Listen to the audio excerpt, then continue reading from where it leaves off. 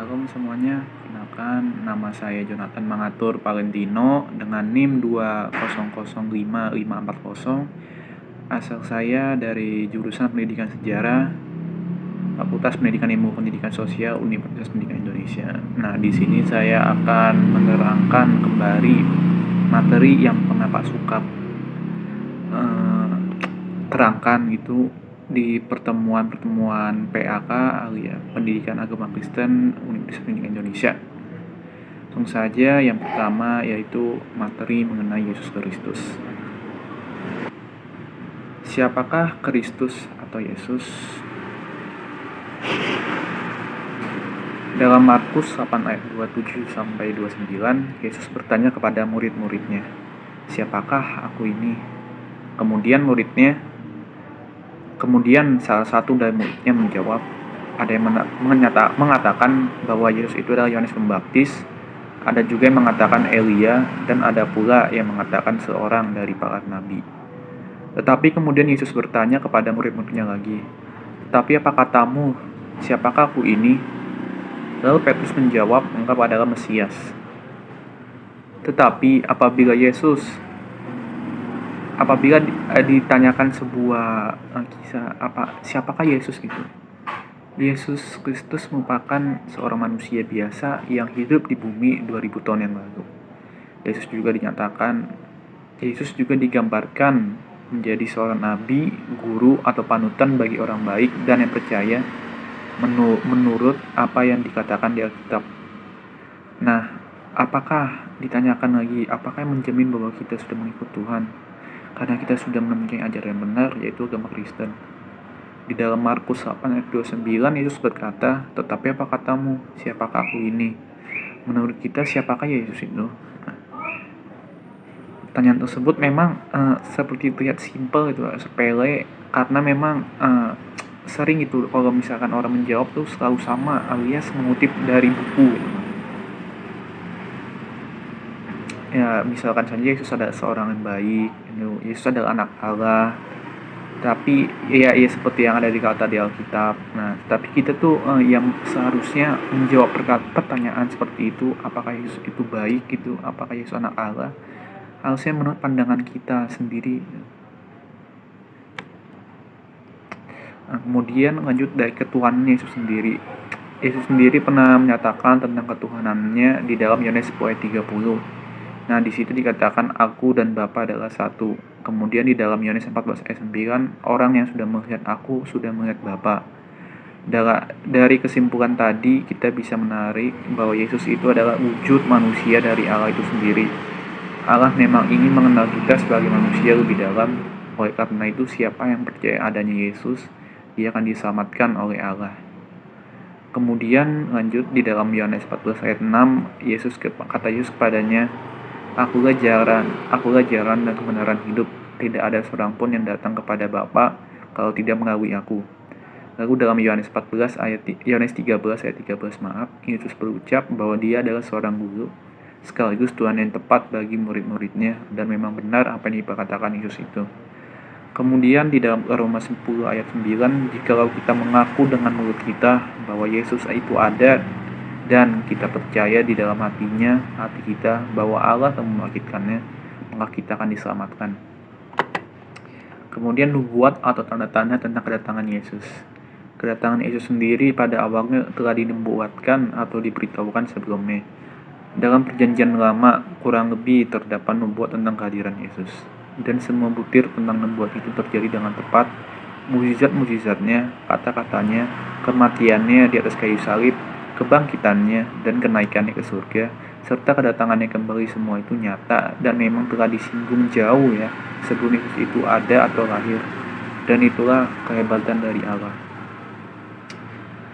Oke, selanjutnya kita ke materi di pertemuan selanjutnya, yaitu dosa dan keselamatan.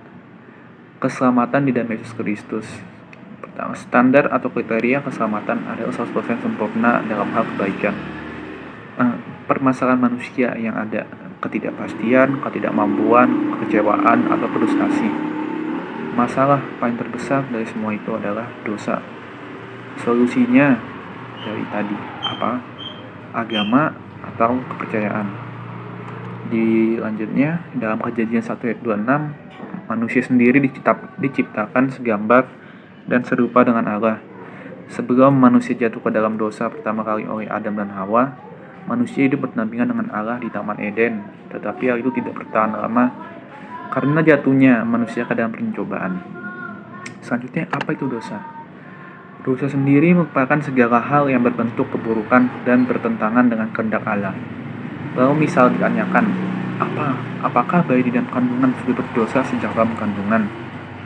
Banyak juga yang mempercayai bahwa manusia itu sudah berdosa sejak terbentuk di dalam rahim ibu. Karena orang itu telah menyapu hidupnya oleh sang ibu, ia pastilah selama masa hidupnya itu pasti telah berdosa. Nah, selanjutnya adalah dosa itu terdapat disinggung di dalam Roma 7 ayat 17 sampai 20. Katakan di situ, dosa dilakukan secara tidak langsung oleh kita sendiri, dan dalam melakukan dosa kita tidak tahu apa yang kita kehendaki. Maksudnya, atas dasar apa kita melakukan dosa itu tanpa kita tahu apa makna dan kebenarannya. Jadi itu kita tiba-tiba kita melakukan dosa gitu. Padahal kita tidak punya tujuan apa untuk melakukan itu. Kemudian di dalam Roma 3:23 dikatakan bahwa semua orang yang telah berbuat dosa itu telah kehilangan kemuliaan Allah. Lanjut di dalam Roma 6 ayat 23 dikatakan sebab upah dosa ialah maut. Dalam Ibrani 9 ayat 27, manusia hanya mati satu kali dan sesudah itu ia dihakimi atas segala perbuatannya di bumi. Selanjutnya, manusia berusaha mencari Allah dengan caranya sendiri. Seperti yang dikatakan tadi, memang sebenarnya banyak orang yang mencari keberadaan Tuhan dengan berbagai hal yang bertentangan dengan ajaran Tuhan. Misalnya mencari dengan bertanya kepada dukun-dukun dan ahli Taurat yang percayai bahwa Tuhan akan tiba di suatu daerah pada suatu hari dekat-dekat ini. Hal ini tentu saja hoaks dan tidak berdasar, dan oleh karena alasan itulah Tuhan menguji iman kita.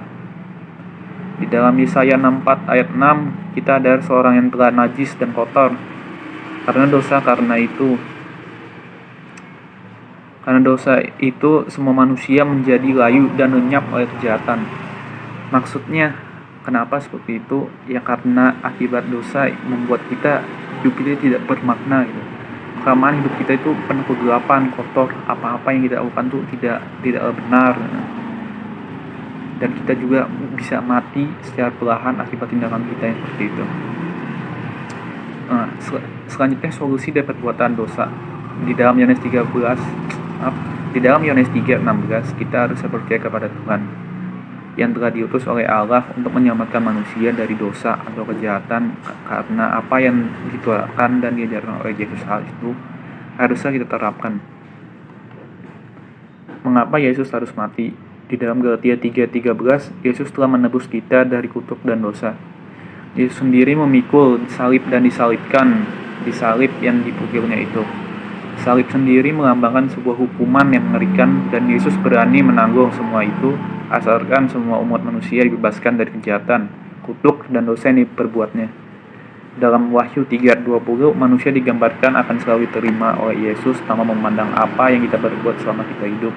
Dikatakan juga di sana bahwa Dia akan selalu menerima aku, yaitu kita atau umat manusia, di meja makan dan makan secara bersama-sama dengannya, karena konflik manusia dengan Allah sudah selesai. Dalam Yesaya 11 ayat 8, ketika kita berbuat dosa yang warnanya sangat merah seperti kirmizi, tetapi oleh karena Yesus warna itu kini akan menjadi putih seperti salju, ia melambangkan kesucian dan kebaikan. Ya baik, materi selanjutnya yaitu tentang Alkitab. Alkitab sendiri berasal dari mana? Pertanyaan. Alkitab sendiri memiliki asal itu dari Allah. Mengapa demikian? Karena memang berasal dari perkataan-perkataan yang memang ia sampaikan, tetapi ia berikan kepada para nabi yang tertulis atau pernah disebut di dalam Alkitab, misalkan Nabi Musa, Nabi Daud, Yonatan, Salomo, dan lain-lain sebagainya. Dan memang cerita di awal Alkitab sendiri ini, dan waktu awal penulisan Alkitab sendiri diperkirakan terjadi pada 1600 sebelum Masehi untuk kitab Perjanjian Lama, dan pada 100 Masehi untuk kitab Perjanjian Baru. Alkitab sendiri merupakan buku yang sangat istimewa. Mengapa demikian? Karena memang Alkitab ini adalah buku paling terlaris dunia dengan konteks buku yang memiliki kertas, bukan dengan sebuah tema bebas yang terdapat di dalam isi suatu buku tersebut. Ya misalkan kayak buku novel gitu, buku fabel atau dan sebagainya. Nah sedangkan kalau Alkitab ini tuh ya karena memang dimiliki oleh banyak orang gitu, terutama kaum Kristen. Alkitab sendiri pada Perjanjian Lama ditulis menggunakan bahan selain kertas, karena kertas sendiri belum ada pada zaman itu. Jadi pada saat itu Alkitab ditulis di atas sebuah bongkahan batu atau bisa kita sebut sebuah prasasti. Misal bentuk penulisan Alkitab di atas batu itu ada pada saat Musa diperintahkan oleh Allah untuk menulis 10 hukum Taurat atau 10 titah Tuhan. Lalu media yang digunakan untuk menulis Alkitab selanjutnya adalah tanah liat. Untuk penggunaan tanah liat dalam penulisan Alkitab sendiri jarang diketahui banyak orang, sehingga saya sendiri kurang mengetahui informasinya. Kemudian ada papirus, yaitu jenis tumbuh-tumbuhan yang mana adalah cikal bakal lahirnya sebuah kertas. Papirus sendiri memiliki banyak kelemahan. Nah, yang terakhir sebelum kertas ditemukan yaitu ada penggunaan sebagai kulit. Penggunaan kulit sendiri dituliskan di atas kulit binatang yang sudah dibersihkan terlebih dahulu. Kemudian selanjutnya adalah fakta menakjubkan tentang Alkitab. Yang pertama ditulis 1500 tahun lalu, ditulis dan kemudian ditulis oleh kurang lebih 40 penulis. Yang ketiga, Alkitab memberikan pengetahuan atau inspirasi. Lalu yang keempat, Alkitab juga memberikan gambaran tentang masa depan atau sebuah nubuat. Misalnya Alkitab sendiri juga memberi pengetahuan seperti Isambar Brunel, ya, untuk membuat sebuah kabar baterahnya dari Nabi Nuh yang tertulis di kitab Kejadian. Kemudian ada suatu pertanyaan, apakah Alkitab itu dapat memprediksi masa depan? Kemudian Alkitab juga dapat memprediksi masa depan, misalnya berupa nubuat-nubuat tentang adanya kelahiran Sang Juru Selamat, yakni Mesias atau bisa kita sebut Yesus. Hal ini berbentuk seperti sebuah keajaiban atau mukjizat karena memang terbukti terjadi dengan sangat akurat. Karena memang benar adanya bahwa banyak kejadian yang susah diprediksi atau benar-benar terjadi di masa depan. Lalu masih dalam satu topik yang sama disebutkan juga bahwa ada nubuat tentang Tirus atau kota Tirus. Di dalam Yeskiel 26 ayat 1-14, kota Tirus sendiri digambarkan sangatlah aman, damai, nyaman, kuat, mewah, indah, dan segala hal-hal yang melambangkan kesucian lainnya. Tetapi kota itu akan hancur oleh pasukan Nebukadnezar dan dihancurkan hingga tersapu bersih, tidak tersisa sedikit pun. Singkatnya, kota ini akan dihapuskan dan dibuang ke laut oleh pasukan Nebukadnezar. Lalu juga seperti yang ada di Daniel 8 dan 11, dikatakan oleh Daniel sendiri bahwa ada sebuah tanduk yang sangat besar, tetapi kemudian tanduk itu akan patah oleh karena kuasa Allah. Gambaran tanduk ini melambangkan Raja Alexander the Great atau Sang Maharaja Alexander yang kekuasaannya begitu luas, tetapi akan runtuh di suatu hari juga. Penglihatan Daniel ini terjadi pada tahun 550 sebelum Masehi, sedangkan kematian Alexander sendiri dan terbaginya menjadi 4 kerajaan terjadi pada 323 sebelum Masehi. Karena benarnya terjadi perbuatan itu saat Daniel sudah tidak ada, Daniel sendiri tercengang dan tidak memahaminya di sorga ini ya. Hal ini mirip dengan berita kedatangan Yesus yang mana banyak orang yang bingung bagaimana bisa seorang manusia biasa yang juga dapat mati akan menyelamatkan umatnya sendiri. Ada suatu fakta unik atau bisa kita sebut trivia di mana apabila ada 18 buku atau lebih yang dapat memprediksi masa depan dengan benar 100%, maka buku itu adalah buku yang ditulis oleh seseorang yang langsung diutus oleh Tuhan. Jadi kesimpulannya tuh buku itu sangatlah hebat gitu lah. Misalkan buku itu ya bisa banyak ada suatu fakta-fakta unik yang terjadi di dalam buku, tertulis di buku itu, tetapi bisa akurat sekali gitu. Patukan kenapa 18 ada suatu 18 buku akurat ya karena itu sudah sangat dikatakan kriterianya Allah gitu. Apakah buku itu memang dibuat olehnya? Lanjut, di dalam 2 Timotius 3:16 dikatakan bahwa segala tulisan yang diilhamkan oleh Allah memang bermanfaat untuk mengajarkan kebaikan dan kebenaran bagi banyak orang. Misalnya ayat-ayat emas di dalam Alkitab, atau juga seperti 10 hukum Taurat, itu sifatnya wajib untuk diterapkan bagi manusia. Baik, materi selanjutnya yaitu iman dan ketaatan. Ketaatan sendiri seperti sebuah iman, yang mana tanpa perbuatan sama saya dengan mati. Tertulis di dalam Injil Yohanes 3:16, dikatakan barang siapa yang percaya kepadanya, yaitu Yesus, maka ia akan diselamatkan. Selanjutnya setelah kita percaya, apa yang seharusnya kita lakukan? Taat atau setia? Nah, keteladanan Tuhan Yesus. Yang pertama di dalam Matius 26:39 diceritakan ia, yaitu Yesus, sendiri tahu bahwa dia akan disalibkan dan hidupnya sepenuhnya ia diserahkan pada Allah Bapa. Sebab kehendak Allah yang lebih tinggi dari kehendaknya. Yang kedua di dalam Filipi 2:8, Yesus sendiri taat hingga rela mati di kayu salib. Karena ia berkomitmen sejak dia lahir bahwa dia akan mati, tetapi dengan menyelamatkan seluruh nyawa manusia. Di dalam Roma 5 ayat 19, karena ketidaktaatan satu orang manusia, yaitu Adam dan Hawa, maka semua orang menjadi berdosa.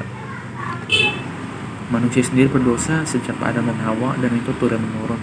Jadi ya bisa dibilang Adam dan Hawa adalah pencetus manusia yang jatuh ke dalam dosa.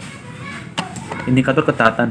Yang pertama dalam Injil Matius 8 ayat 27, saat diterjang oleh badai saat bersama murid-muridnya, Yesus sendiri dapat merendahkan badai itu karena badai itu taat kepadanya. Lalu yang kedua dalam Injil Markus 1 ayat 27, roh-roh jahat bahkan sendiri dikatakan dapat taat diperintahkan oleh Yesus. Yang ketiga dalam 1 Korintus 7 ayat 19, sebab bersunat atau tidak itu tidaklah penting. Yang penting mentaati hukum Allah. Yang keempat, lalu dalam 1 Raja-Raja 14 ayat 8 diceritakan bahwa Daud sendiri rela menyerahkan seluruh hatinya demi hidup taat dalam perintah Tuhan. Yang kelima, dan dalam Injil Yohanes 3:36, barang siapa percaya kepada anak, ia beroleh hidup yang kekal. Jadi kita harus punya kepercayaan kepada yang lebih muda, apalagi itu adalah anak kita. Kemudian contoh tokoh Alkitab yang mencerminkan ketaatan. 1. Di dalam Ibrani 11 ayat 7, sebab penuh dengan petunjuk Allah dapat membangun sebuah batra yang dapat menyelamatkan seluruh makhluk hidup yang percaya akan perintah Tuhan, sehingga mereka juga ikut selamat. Yang kedua di dalam Ibrani 1:18, Abraham sendiri taat pada perintah Tuhan. Yang ketiga dalam Kisah Para Rasul 4 ayat 8-19, Petrus dan Yohanes menyuruh seseorang untuk lebih memilih taat kepada manusia atau taat kepada Allah agar selamat. 4. Yang terakhir di dalam Kisah Para Rasul 5 ayat 29, kita lebih taat kepada Allah daripada kepada manusia.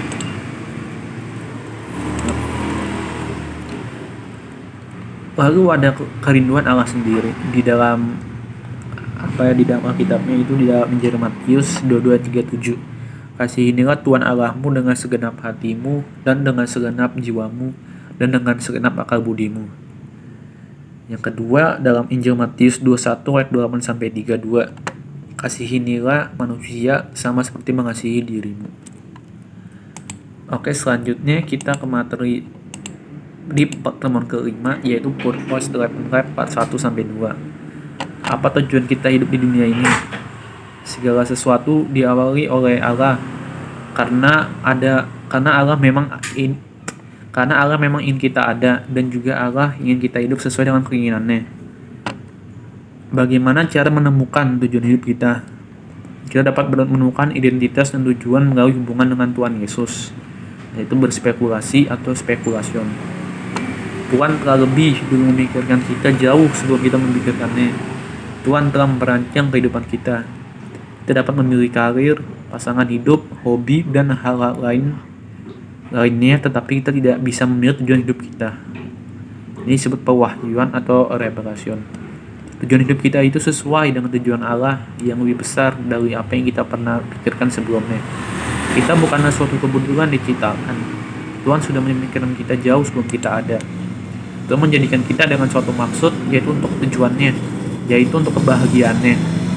Tuhan menciptakan alam semesta karena Ia adalah Tuhan atas kasih. Lalu terdapat 5 hal umum yang menggerakkan kehidupan manusia atau dapat dikatakan motivasi manusia. Yang pertama, rasa bersalah. Yang kedua, kebencian dan kemarahan. Misalnya contoh tokohnya ada Adolf Hitler, itu pembantaian atau genosida terhadap kaum Yahudi. Dan yang ketiga, ketakutan. Misalnya ketakutan untuk menghadapi sosial di masyarakat. Yang keempat, materialisme. Contohnya giat bekerja untuk mendapatkan posisi atau jabatan yang setinggi-tingginya. Dan yang terakhir, kebutuhan untuk diterima, kayak pengakuan gitu misalnya. Pengakuan ya bisa kita orang kaya gitu.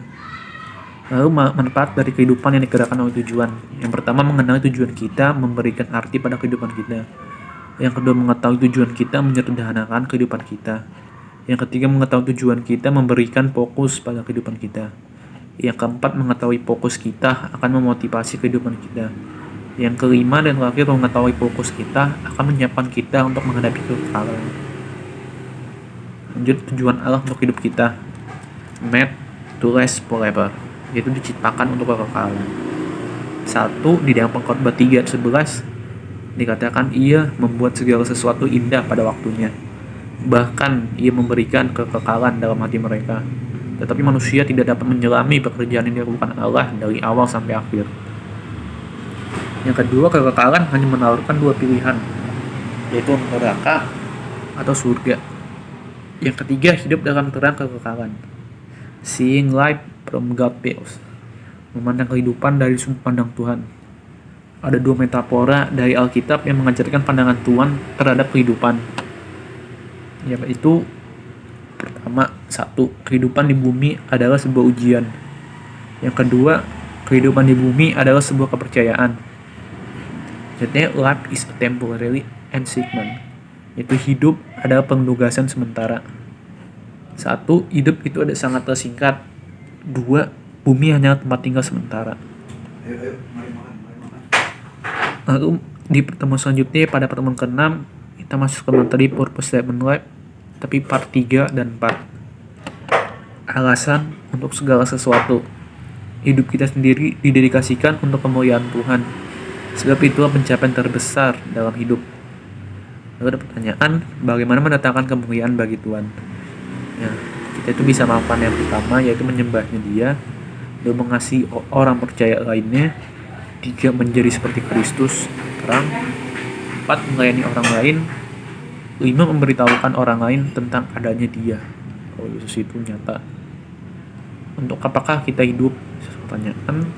Yang pertama, Tuhan mengundang kita hidup untuk memenuhi tujuan yang telah Ia rancangkan pada kita. Dan kita dituntut untuk memenuhi tujuannya dengan selalu mendengar perintahnya yang tertulis di dalam Alkitab. 2. Kehidupan yang sebenarnya dimulai saat kita menyerahkan diri kita sepenuhnya pada Tuhan. 3. Mempercayai Yesus. Dan 4. Menerima Yesus. Kita itu dirancang untuk kesenangan Tuhan. Tanya seperti dalam lagu Menyenangkanmu, kita dirancang atau didesain dengan segala kelemahan dan kelebihan yang kita miliki hanya untuk kesenangan Allah. Dalam Wahyu 4 ayat 11, Allah telah menciptakan segala sesuatu dan semua itu ada untuk kesenangannya. Analoginya adalah pada saat kita memelihara sesuatu yang dapat menyenangkan, apabila kita dapat melihatnya tumbuh dan berkembang. Misalnya saja memelihara buah-buahan, itu berkebun, kucing, ikan, anjing, dan lain sebagainya. Tentu saja begitu maksud Allah menciptakan dan memelihara kita dengan tujuan utama, yaitu menyenangkan majikan atau tuannya. Di dalam Kolose 3 ayat 23, apa yang kita perbuatlah dengan segenap hatimu, seperti untuk Tuhan dan bukan untuk manusia.